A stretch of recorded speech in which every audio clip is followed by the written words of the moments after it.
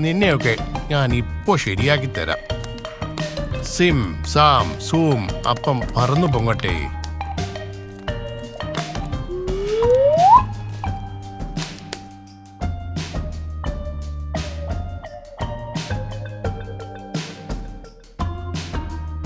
ഇതെന്താ കുട്ടപ്പ ഇങ്ങനെ? ഇത് ചാത്തന്മാരുടെ കളി വല്ലതുമാണോ അമ്മായി?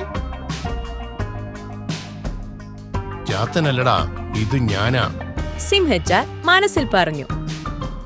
ഇതൊന്നും അറിയാതെ അമ്മായിയും കുട്ടപ്പനും അപ്പത്തെ നോക്കി നിന്നു.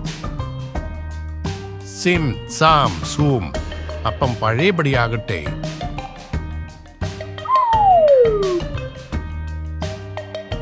അമ്മായി, ഇവിടെ എന്തോ പ്രശ്നമുണ്ട്.